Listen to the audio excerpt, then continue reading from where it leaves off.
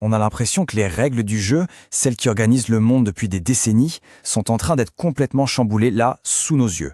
Et c'est exactement ce qui se passe. Aujourd'hui, on va décortiquer ensemble les forces qui sont en train de redessiner la carte du monde. Entre les guerres commerciales et les conflits militaires, les fondations même de l'ordre qui a suivi la guerre froide sont en train de trembler. Et ce n'est pas juste une petite turbulence, non. On est vraiment à un tournant historique. Alors c'est parti, on plonge dans cette nouvelle arène mondiale. On va voir comment la puissance industrielle, les outils économiques et les tensions régionales s'entremêlent pour créer, pièce par pièce, une toute nouvelle carte géopolitique. Bon, commençons par le commencement, les fondations de la puissance. Parce qu'avant les armées, il y a les usines. Et sur ce front-là, croyez-moi, un changement absolument tectonique est en cours. Regardez bien ce chiffre. 70%.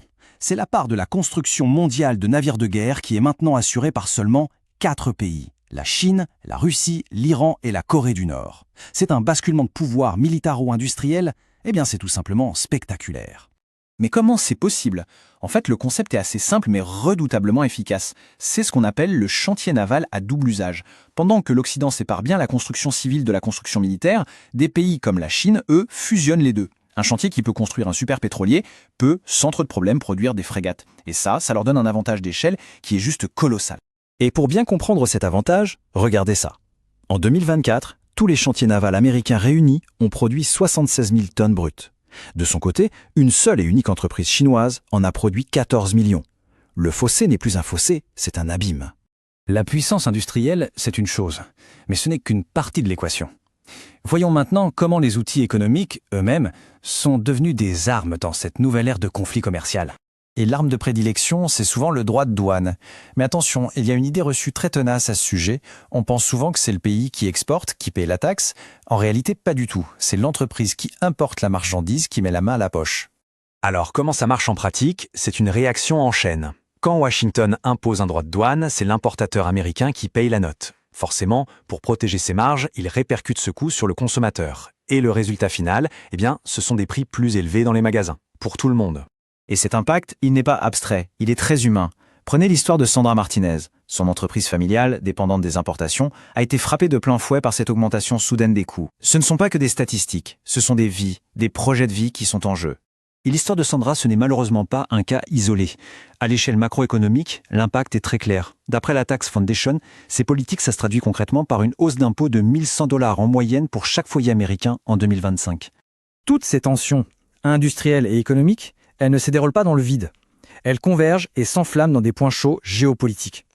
Et pour ça, il y a un exemple absolument parfait. Le Venezuela. Pour comprendre la position américaine, il n'y a même pas besoin de lire entre les lignes. Il suffit d'écouter les déclarations très directes de l'ancien président Trump. L'objectif a été annoncé sans aucun détour, prendre le contrôle de la ressource la plus précieuse du Venezuela. Et là, la différence entre le discours officiel et la réalité est frappante. D'un côté, on a la justification publique, la lutte contre le trafic de drogue. Et de l'autre, on a les vrais objectifs, déclarés ouvertement, qui sont purement économiques et politiques. Mais bien sûr, les États-Unis ne sont pas les seuls à jouer sur cet échiquier. La Russie a réagi très vivement. Elle qualifie les actions américaines d'agression et exige la libération de son allié, le président Maduro. Pour Moscou, c'est clair, c'est une question de défense d'un État souverain. Et puis il y a la Chine, qui a aussi des intérêts très profonds là-bas. Au-delà des 60 milliards de dollars de prêts que le Venezuela lui doit, Caracas est un partenaire essentiel dans la stratégie de Pékin. Et cette stratégie, c'est quoi? C'est de créer des systèmes financiers alternatifs pour contourner le dollar américain et donc réduire l'influence économique de Washington. Et le Venezuela dans tout ça? Eh bien, il a clairement annoncé son intention de résister. Ses forces armées ont déclaré qu'elles utiliseraient tous les moyens à leur disposition pour défendre leur souveraineté face à ce qu'elles considèrent comme une pure et simple ingérence étrangère.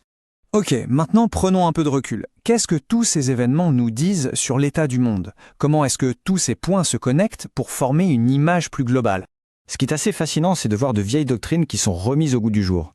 La fameuse doctrine Monroe, cette politique américaine du 19e siècle qui considérait l'Amérique latine comme son précaré, eh bien elle a été explicitement ressuscitée pour justifier le fait de contrer l'influence de la Chine et de la Russie dans l'hémisphère ouest. Donc si on devait résumer tout ça, qu'est-ce qu'il faudrait retenir? Premièrement, que la base industrielle de la puissance militaire est en train de se déplacer. Deuxièmement, que les outils économiques sont devenus de véritables armes. Et troisièmement, que les crises régionales, comme au Venezuela, sont en fait des terrains de jeu pour la compétition entre grandes puissances. Bref, on assiste en direct à la naissance d'un ordre mondial qui est vraiment, pour le coup, multipolaire. Et c'est là qu'est tout le paradoxe de cette nouvelle ère. Plus l'Occident exerce de pression avec ses sanctions et ses interventions, plus il pousse ses rivaux à créer les systèmes alternatifs qu'ils veulent mettre en place. La dédollarisation, les nouvelles plateformes de paiement comme celle des BRICS, ce ne sont pas des coïncidences, ce sont des conséquences directes de cette pression. Tout ça nous laisse avec une question fondamentale. Si l'ordre unipolaire, dominé par une seule puissance, est en train de disparaître, quel genre de monde est en train d'émerger? Un monde de compétition constante, de nouvelles alliances ou un équilibre des pouvoirs complètement différent? L'avenir, lui, reste à écrire.